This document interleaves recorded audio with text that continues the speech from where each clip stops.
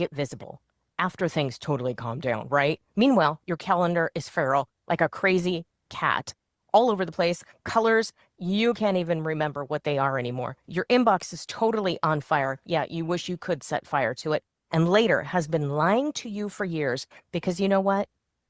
The truth is, you are the best kept secret, my friend. You're busy doesn't equal visible. Hard work doesn't magically broadcast itself across the radio waves. Nope. That's why the Brew and Stew Media Spotlight exists. That's right. A collaboration between Nicole Borghi and Coleen Stubbs. One booking, two podcasts, no pitching, no chasing, no pretending you enjoy the outreach. We know you don't. Nobody does. You show up, you talk like the authority you already are. Your message gets heard on purpose to an aligned audience. Stop waiting. Stop hiding behind the busy button and book your Brew and Stew Media Spotlight package now, because staying invisible is a choice and you're not going to do it anymore. You're going to be visible. You're going to be influential. Scan the QR code. Make that choice for the Brew and Stew package.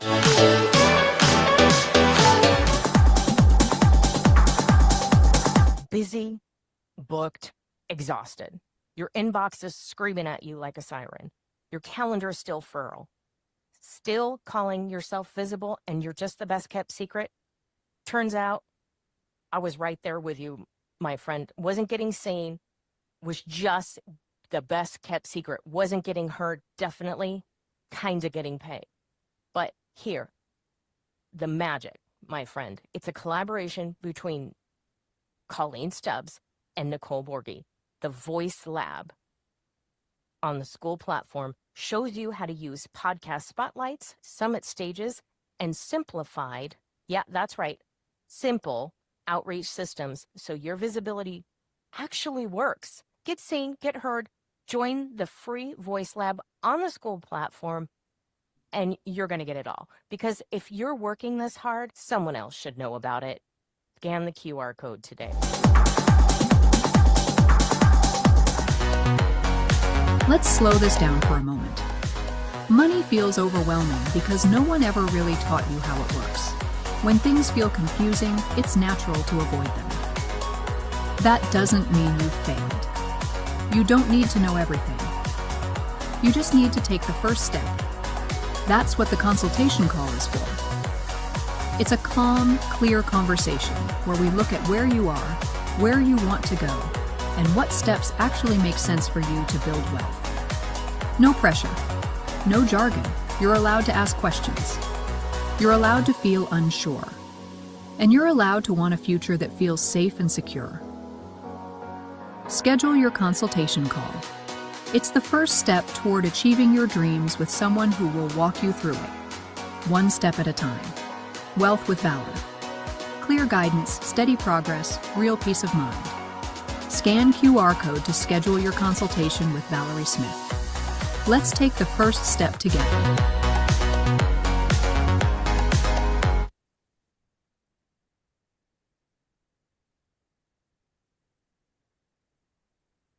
All right. Good morning and welcome to Monday Morning Business Foreplay. I'm Coleen Stubbs, the founder of Simplified CEO Systems, and I help midlife entrepreneurs simplify their business so that they can lead with clarity instead of chaos. Most founders start Monday buried in noise, emails, urgency, competing priorities, and other people's agendas. High-level operators don't react, they reset, and this hour is designed to sharpen your thinking, strengthen your leadership, and give you practical moves that you can use immediately. Not someday, not theoretically, and not after another course. Each week, I bring in a different authority who's actively doing the work right now, not just talking about it, so you get real insight from real entrepreneurs. So go ahead and let's drop in the chat where you're joining from. Make sure that you utilize the chat. Put your LinkedIn in there, and then everybody save the chat so that you can connect with people who are on this call. And also share one thing that you want clarity on this week. So today's guest is Olena, and we are diving into how to grow revenue by doing less. Olena is going to be sharing with us her business process review. All righty, Olena, the time is yours. Thank you, Coleen. Good morning, everybody. Happy Monday.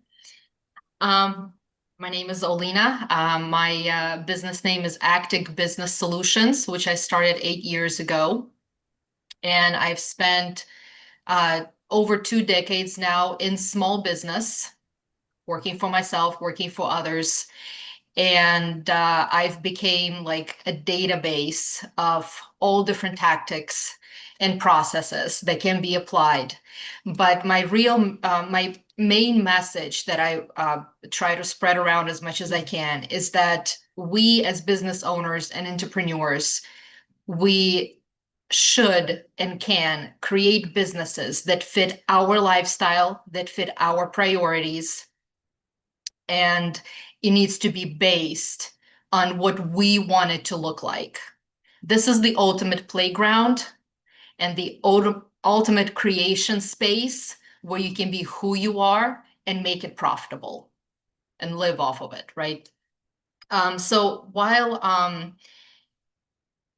I tell you a little bit more about my why, I have a couple of exercises that we can do.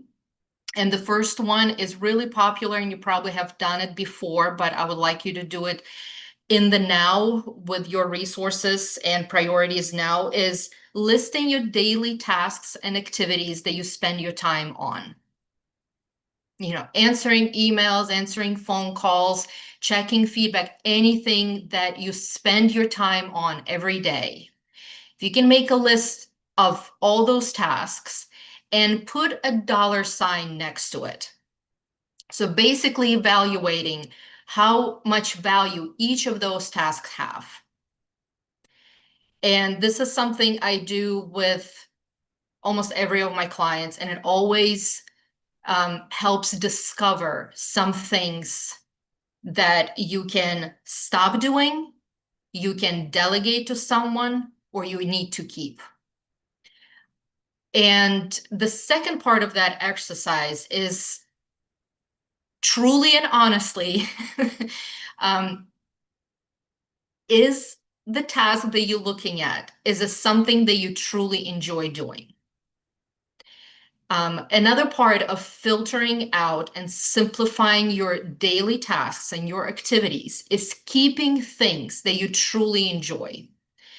And many people I come across, they delegate, for example, their social media management, but they actually really love doing it themselves.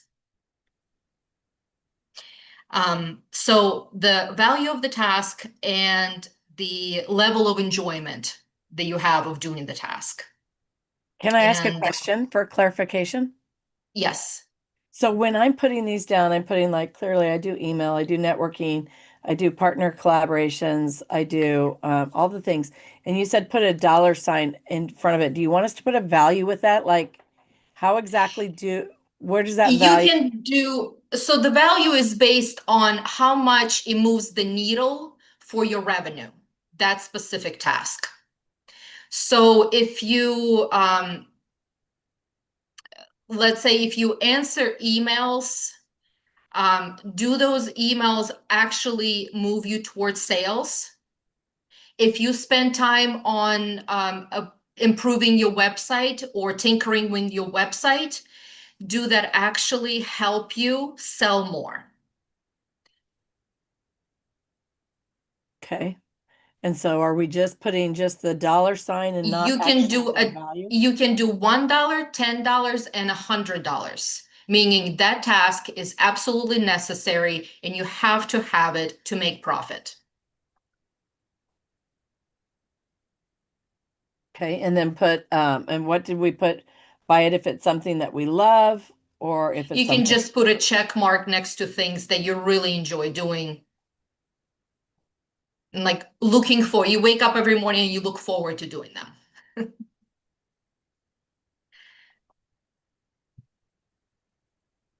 For me, for me, doing financial reports is something I love doing. Like I love putting together end of month, end of quarter, end of year reports and presenting those to my customers. I know it's weird, but I made a whole company based on that. And it is individual. That's the whole point, is what makes you you.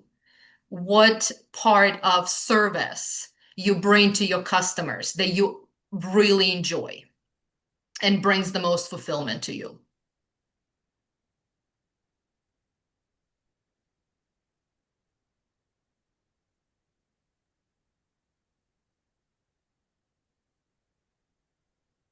Anybody else have any questions? So I've about 8 years ago in 2018, I went through a huge reset and started my own company. Because as my mother told me, I've been playing meetings since I was little. While everybody played with dolls, I was having meetings, I was writing reports and reviewing operations. I'm not kidding, I actually have a home video of that somewhere. And she reminded me that, it kind of got forgotten, or she reminded me then, because I spent, first 30 years of my life checking boxes that were based on everybody else's opinions and expectations. And it drove me to a pretty low point. I was completely exhausted, and time came when I have 2 kids, 2 girls, and they were about 4 and 2.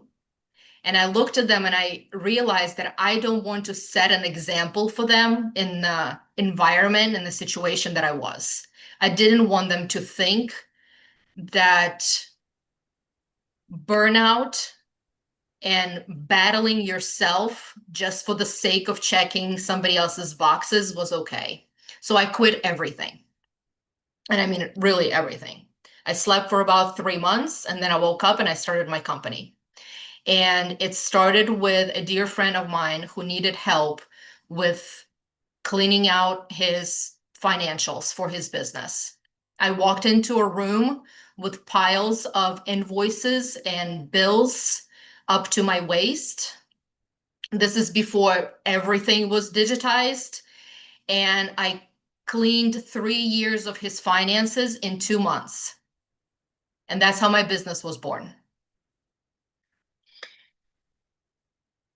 For 8 years, it's been word of mouth. It's all based on recommendations from my customers. And I've been growing with my customers as well. So they start new companies, I'm involved. They grow their existing companies, I'm involved. Currently, I am managing 37 companies as a fractional CFO and CEO.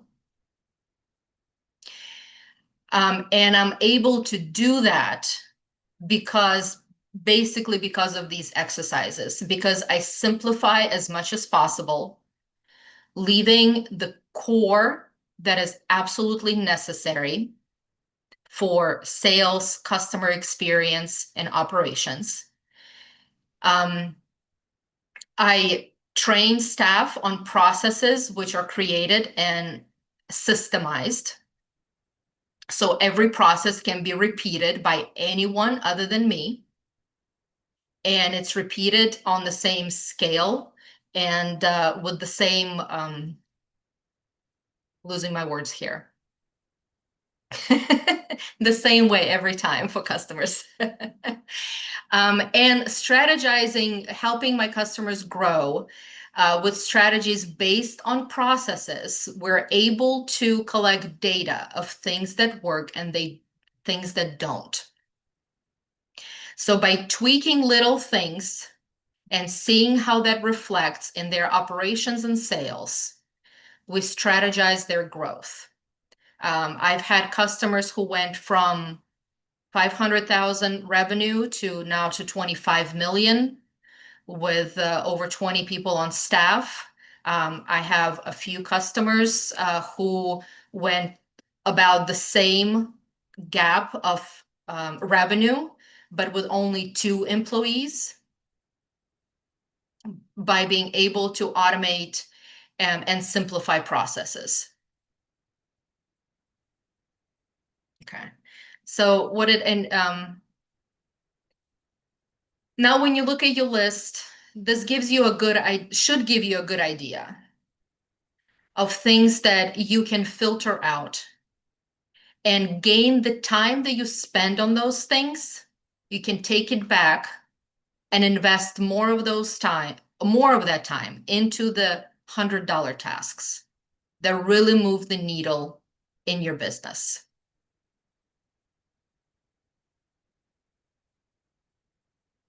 Is that something you can see happening? And then what do we do with the other ones you're saying we do? So you can do several things. You can stop doing them altogether. So if I Think don't about like what will social media, I happen. can just stop doing it. Well, that's one of the options. Example of like tweaking your website constantly. You can create your website and just have it and it will work for you. You don't have to constantly change everything on it. I would agree with that. And I think that one of the things that happens when you do that is there's a huge power behind one and done. Um, and I'm going to go up against everybody that says no, you need to always be changing and pivoting and elevating and all of the things. One and done. Um, Creating a workshop, create one and be done. Make sure it contains all the things. Do your research in advance, meet with somebody who does workshops, who's a pro at it. I would highly recommend Kimberly, but and then take that information, get it in there, get it done. It gives you, I feel like it gives you the freedom to go back and edit, like if you change topic or want to take a little bit of a different view of it, go back and do that. But one and done gives you that it's always done. You don't have to worry about it. So you're taking the worry and the anxiety and the burnout and overwhelm off the plate, right? Same thing with, and I teach this to my clients with your email nurture sequences, like create one and done for Summit and then go in and clone it. Take 20 minutes then and edit it instead of taking 2 hours to create it. Just edit it and for another summit or something else, right? So I agree with you on that, that it's good to just have it done and quit playing with it. Right, exactly. Invest the time to make it good.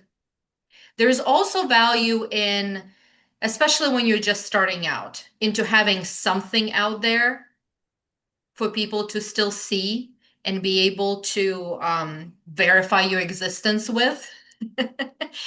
But sometimes we're not 100% sure of what we're creating. But having a basic information out there and then while you're collecting data that you want to be on it, you finalize your offer, your services, then go back one and done, and it's there working for you. And we change every year. What I was doing 3 years ago is very different from what I'm doing now. So Okay, so let's talk about that because I think everybody has a different system and I would love to hear, make this a little bit interactive. What's your system for your change? When do you do your pivot? Because um, I like to shop in the fall and I like to kind of shut things, I don't want to say shut down, but shut down on the production end, right? But I like to look at and reassess where we've been in the past 12 months, but I usually start this in October. So the past 12 months, how have things gone? Like start with how we were pivoting into 2026. How did that go? And then how did all of 2026 go? And then maybe make something that's more fitting for 2027, build that out October, November, December, actually probably November, December, because October I'm doing the assessment part, right? Build out anything different, edit it, that kind of things. But how does everybody else do that? Or do you not? Do you just do it every week? Or what does that look like? Kimberly, you unmuted. Do you have an idea? Well, Carl raised his hand first, so I thought Oh, I'd I give don't, him first crack why do at I it. don't see his hand? Sorry, Hi, go ahead, Carl. Pat. Did you have a comment? Yeah, sort of, kind of. I'm in a little bit different situation, but I classify myself as a workaholic. I probably need a 12-step program to stop that. But um, I made a decision quite a while back. If I don't enjoy doing every aspect of my job, I just don't do it. Okay. I do what I do best and try to farm out the rest. Because I mean, all the things have to be done. I can't eliminate any of them, but if I don't enjoy doing it, I I I just don't do it. Is that kind of what you're saying? Yes. Yes. Okay. You can stop doing them altogether, or if they still need to be done for your business, you find somebody to do it for you. Yeah, I think anything you don't enjoy doing, you're not going to do well to begin with. So, Absolutely. so you know, 100%. I mean, I'm also a business consultant, but you know, I've told everybody if you have things that you just absolutely hate to do, number one, you're probably going to put it on the bottom of your list, even if it's something important. You know, you can't ignore it. It still has to be done. But so, you know, that's just my philosophy. That's how I do it. Awesome. I agree with you. I would camp onto that. I actually I teach on this particular subject and I call it the road to joy, how to get on the road to joy. And road is an acronym. And it's all about loving what you do and then taking the rest and putting it somewhere else. So R stands for relish. If you relish it, like you love doing your website, you love doing your reports, whatever it is, like keep doing it as long as it's fun. And then one day it's not fun anymore and you got to put it in one of the other three buckets. So ROAD. O is for outsource, pay somebody else to do it, or leverage, a relationship that you have, or don't have your kids take out the trash or whatever it is, right? So outsource that, make somebody else do it. Maybe somebody else mows your lawn, cleans your house, something like that. A is for automate. You got to automate that stuff. I send emails every day to my list, but I don't send them myself. That's all automated, right? And D is for delete. That just you don't do it anymore. It's not necessary for your job to continue. And if it is absolutely necessary and you're about to hit the delete key, consider outsourcing it instead. Yeah, I would agree with all of that. And I would also add to that that one part we haven't touched on yet on this is that it's not just automate it, delegate it, get it off your plate. There's a process that goes with that that really elevates or has the opportunity to elevate your business and how you accomplish automating and delegating. And I would say after 37 years building 9 businesses, that the key is to find somebody who's better than you. First of all, you have to accept that you're not the best at it. Not only do you not like it, but you're not the best. And that's okay. I know a lot of entrepreneurs really get stuck in that part where they're like, I have to do it myself. I want it done Yeah. right. No, you actually don't have to do it yourself.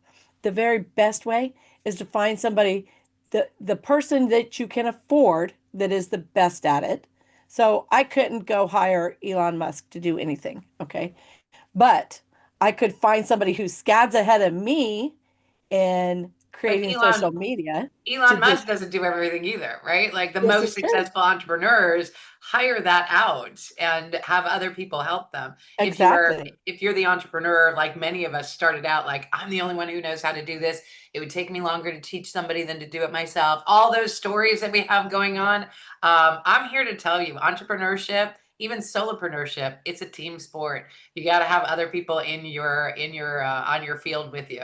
Yeah. And you need to find people that are ahead of you in the game that are better than you, the ones that you can afford. And then as your business grows, you can afford even better, or those people hopefully are growing and shining more too. And what I say all the time is that if you take and surround yourself with 6 people who shine really bright in the area that they do, and you surround yourselves with that, you yourself, your business is going to shine so much brighter. So there's so much freedom and leverage available when you're hiring, delegating, automating to a better source. Carl, you have a question. Yeah, well, also a little lower my hand here. Um, the other thing I think people have a hard time doing is because they do it so well and nobody can do it as well as them. They got to get over that because nobody's ever going to do it as well as you do it. Okay. You know, when you're hiring employees, I worked with a fellow a couple years back and he said, well, yeah, but nobody can do it the way I do it. No, they probably can't. Okay. They might be able to, honestly, but you know, but they don't think they can. And if you're gonna even farm it out, you got to understand that they're probably not going to do it as well as you do. But you got to accept that a little bit if you're going to survive this entrepreneurial type thing, you know. And the other aspect of it is, as a business consultant, the reason why I started networking was because I know you all aren't going to believe this, but I don't know everything. I know it's hard to believe, but I started networking so I could surround myself with people that knew more than what I knew because I can't do everything. And if I'm really going to service my clients, I have to give them the best of what I think is out there. So I started building an umbrella of people through networking that knew more than I did or did things that I didn't want to do or didn't want to learn. So once again, it was doing what I do best and farming out the rest. That's all I want to say. All right. And right before we go to Nicole, I wanted to say that, as a kid, I asked all the questions. Most kids ask questions around 4, 5, 6 years old. They're asking all the, I did forever asked all the questions. And my dad people would say, can you stop or quiet or, all the things. And my dad would say, you know what? She who asks the most learns the most. Keep asking, keep asking. And I had my grandson this weekend, we were driving. He says, there's something in the sky. What is it? And I'm like, I don't know. I'm looking. I'm like, oh, it's geese. That's a flock of geese flying. He's like, what's a geese? I'm like, it's a goose. He's like, what's a goose? I'm like, it's a duck. It's like a duck, but bigger, but they chase you. They're not nice like ducks. And so we had the whole conversation. And then afterwards he says, do I talk too much? And I said, no. He who asks the most learns the most. You keep asking, buddy. So I agree with you, Carl. Ask, ask, ask, ask. Nicole. Hey, I love this conversation, and it's really sparking a lot of questions and comments in LinkedIn. Yeah, you got to ask a lot of questions and you've got to delegate. This is so good, but that gets into that slide of micromanaging, right?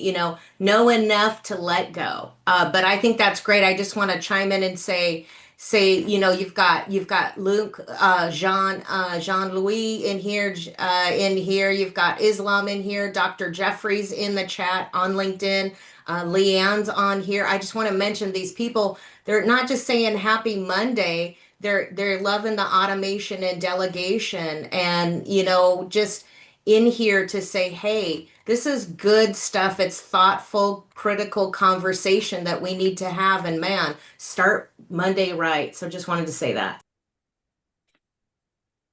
Thank you so much, Nicole. And I always forget to mention that there are people watching on other platforms. So we are streaming live to YouTube, to two YouTube channels, to Rumble, and to two LinkedIn channels, as well as I said at the beginning, this will also be put on Spotify. But we don't want to hold anything back. Olena, do you have anything else, or what's next for us? I just have to say, Coleen, you've created amazing platform here. All the hard work, I know you started, but it's only been, what, a year since you started it? That's Yeah, fantastic. Yeah, it's been a fun run. Anybody that's done anything for a year kind of knows that.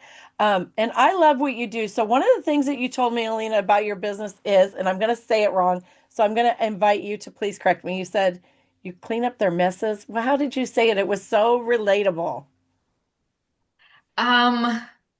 Said Yeah, something clean like, up the mess is usually what I say, but I don't know. I can't was it think of just it. clean up their messes? So you're doing finances and you walk in and you just Clean up tell the them, chaos, clean maybe? up your chaos. Yeah, clean up your chaos. And so I think so many of us are taboo about the money thing. At least, in my world, my husband was raised very poor. I was raised very not poor, but raised like we were poor, even though we were really not. But I learned great money skills. And so I was able to translate those, bring those into my marriage, which was a good thing. But coming from where I come from, we didn't talk about money because it wasn't proper. My husband's family didn't talk about money because they would start fighting. So, two totally different things. Now we're coming into the entrepreneurial world and people don't talk about money. How do we even start that conversation? How do we get comfortable with the conversation, Olena? For me, that was a real icebreaker when you're like, yeah, I just go in and clean up their messes. I just go in and clean up their chaos.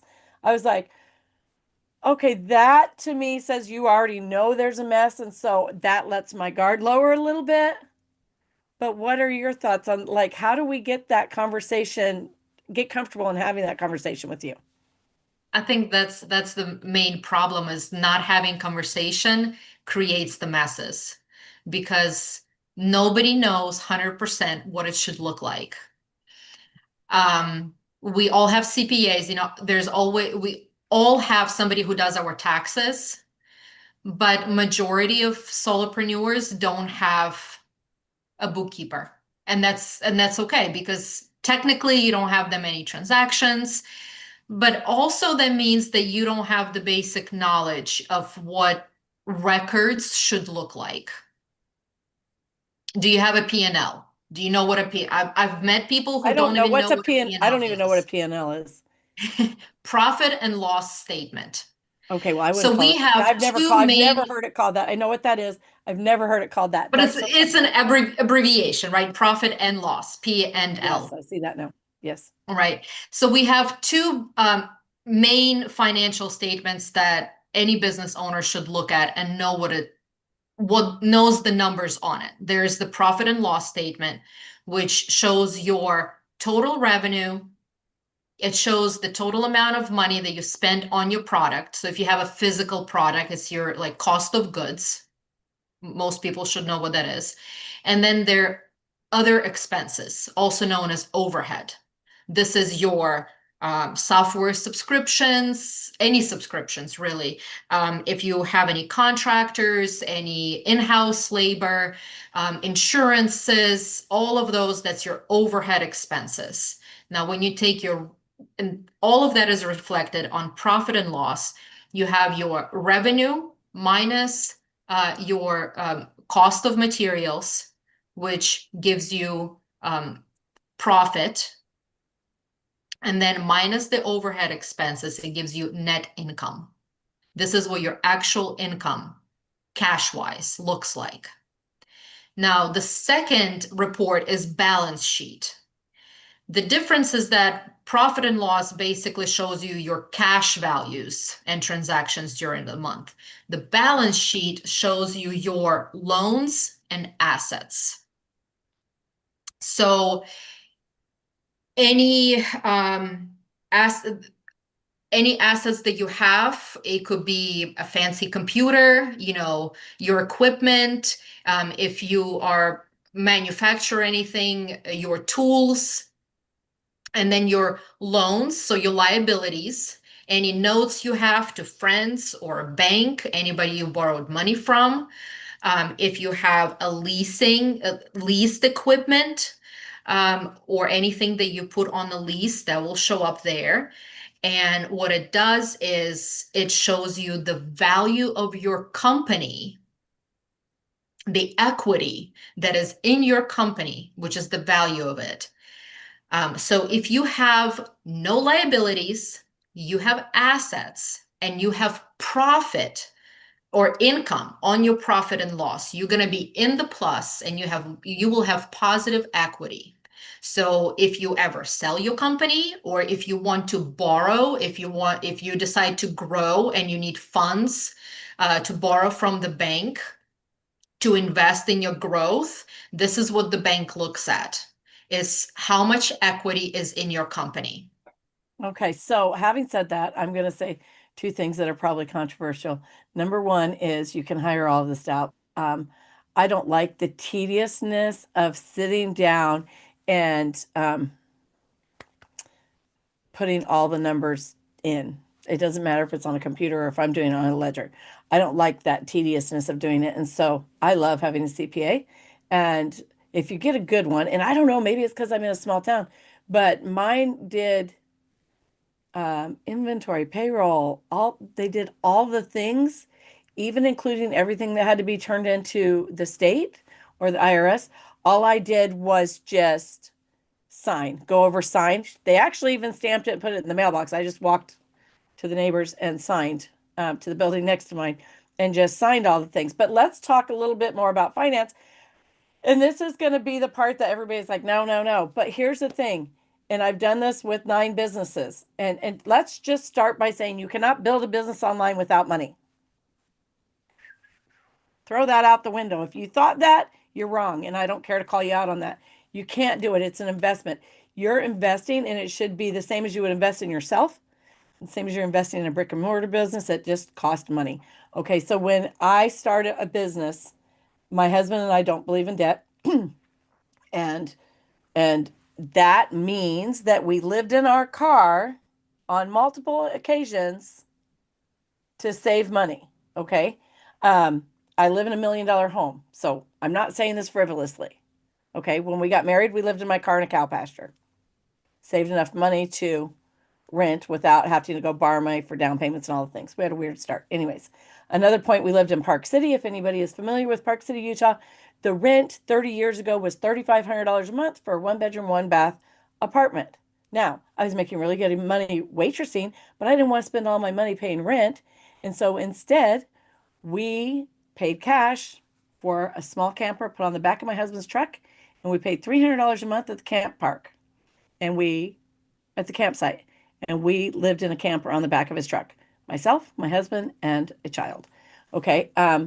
Because we don't believe in going in debt, and we always believe that we should be able to live way below what we make. So when I start a business, I take X amount of dollars. Let's just talk about Chicken Lips, because that was a recent one.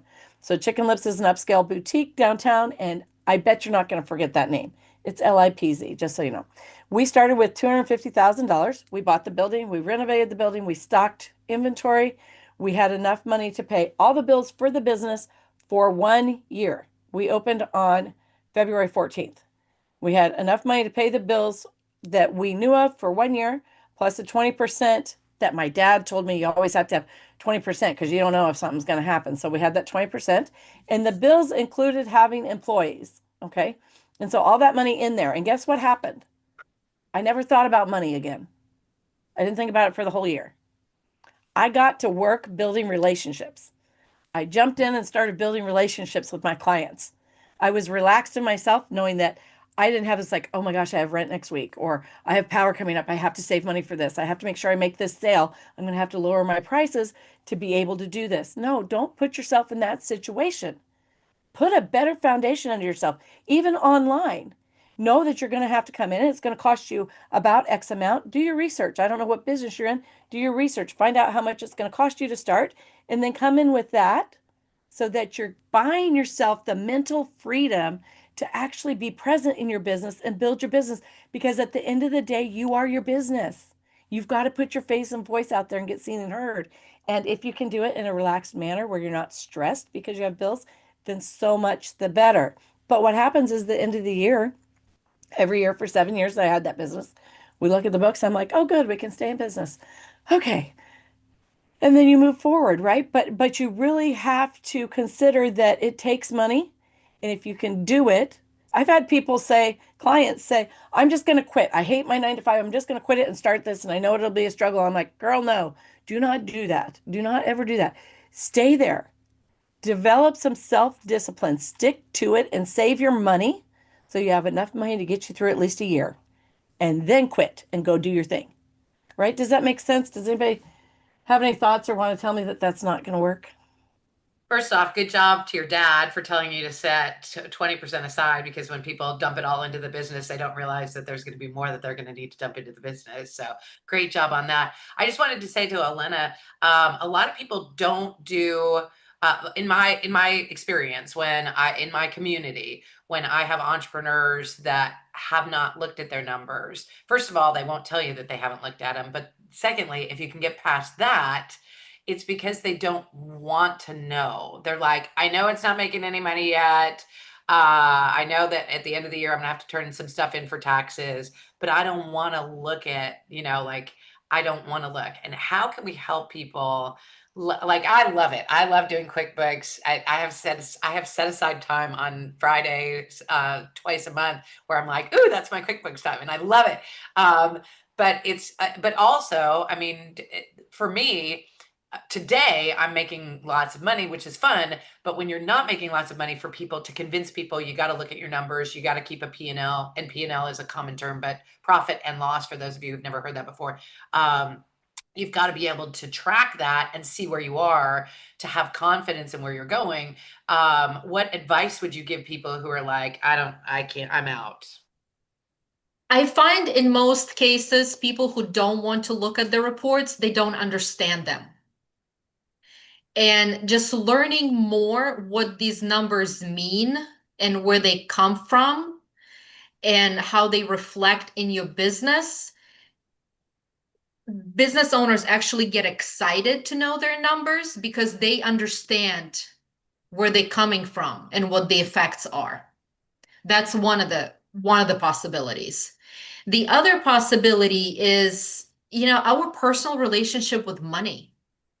We cannot be, especially as business owners, we cannot be afraid of it. Money is our friend. This is our resource. It's our resource, and it's not necessarily our value. A lot of people assign their own value to how much money is in their bank account.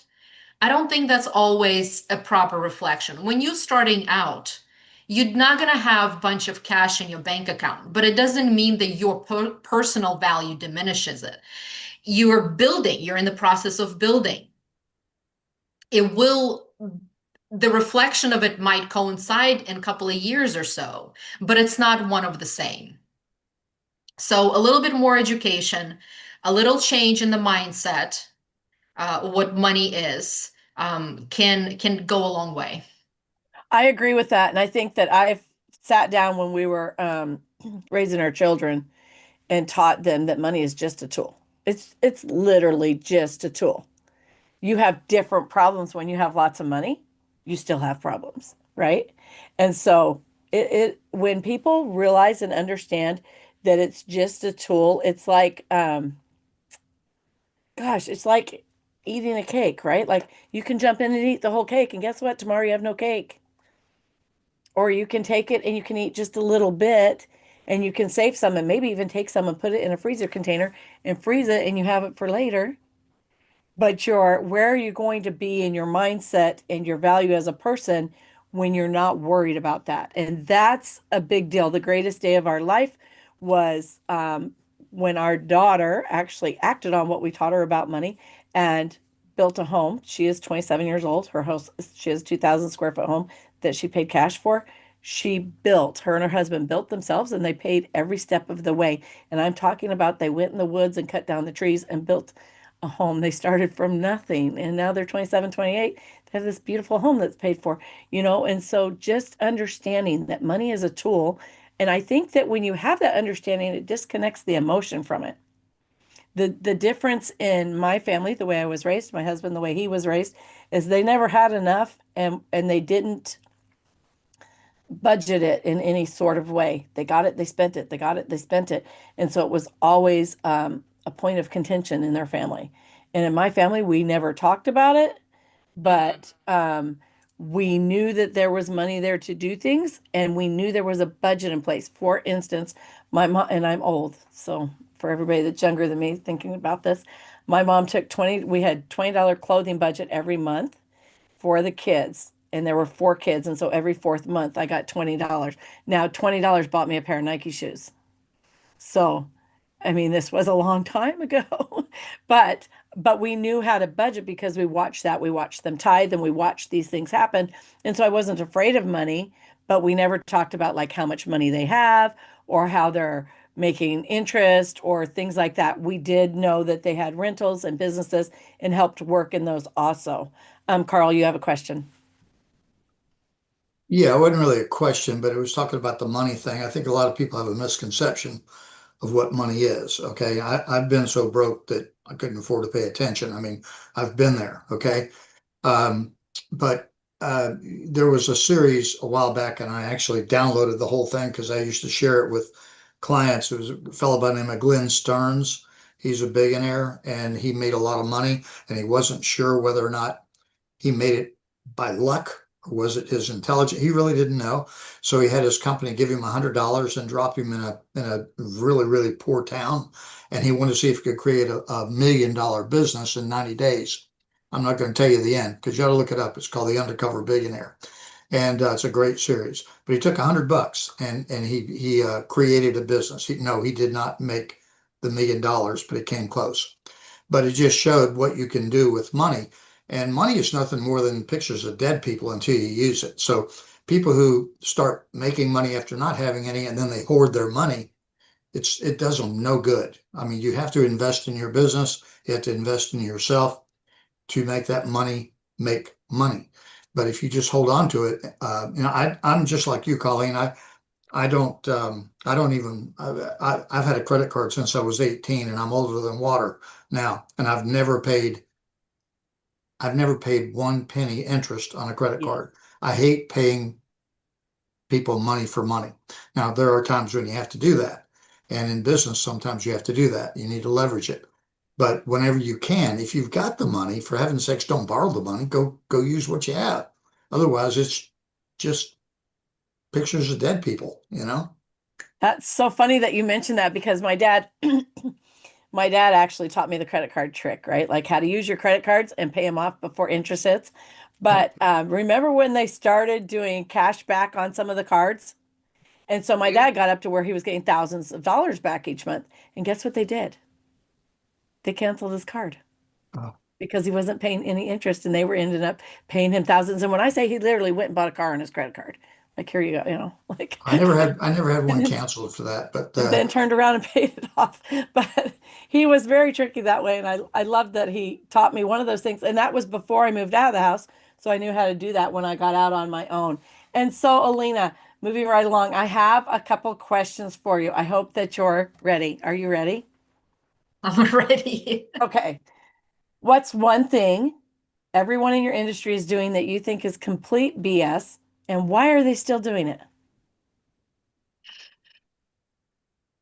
Um, I think templates, one way of doing something does not work for everybody. And I'm annoyed. I try not to be a negative person, try not to use negative words, but I'm very disappointed with people taking approach to coaching and consulting as if I have the formula, the winning formula, and this is the way to do things, because it's not. We're all individuals. We have different talents. We have different tendencies and priorities. And there's not one cookie cutter way to fit all of us. So in my industry, the approach of coaching and consulting should take into account the individual you are consulting and coaching. I love that. I love that. I feel the same way about templates. Okay, so what's a mistake that you made personally that cost you either serious money or time that you kept making anyways because you were too proud or too scared to admit that it wasn't working? I wouldn't call it, okay. 2024, right? When I tried to open a wine shop in a restaurant, and I was very excited about it. And for 9 months, I paid rent. And for 9 months, I tried to get permits. And for 9 months, I had a stillborn baby, basically. It did not work out. And in the end, it bankrupted me. But the day, and it's like everything happens for a reason and everything has it's silver lining. Sometimes it's hard to see it at the moment, but the day I woke up, and the day I decided I'm not messing with this thing anymore, I'm not trying to make it happen, I'm just gonna shut it down, accept the loss, it's fine, came to terms with it. The same day, a friend of mine contacted me and said, "Hey, I have a friend, she wants to open a wine shop in a town 30 minutes away from here. And I know you have experience in this. She wants your help." I ended up partnering with the woman. She had the money. I had inventory lists. I have everything ready for the business plan, everything. And we ended up having a wine shop. So I bankrupted one, but all the experience that I gained and all the preparations that I made in that business went into a different one.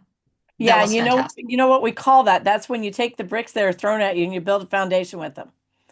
And I love That's that exactly. because I think that you're one of those people that don't see it as a failure, right? As long as I feel like as long as I walk away and I'm learning something, it's worth that. The education is worth that. And so you have to learn something from that. All righty, Olena, one last question.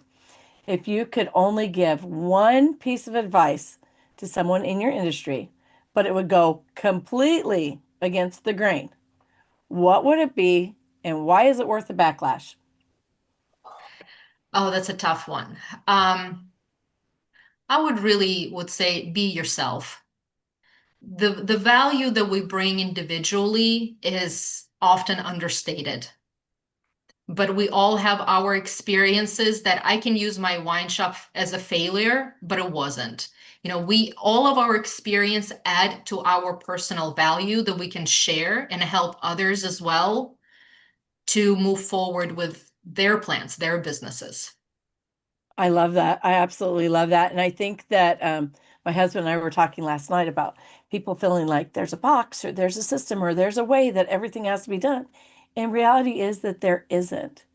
The most important thing is that it has to fit you. You've got to be authentic and it has to fit you. There are billions of people in the world and there are other people that will be attracted to that, assuredly. This has been fun.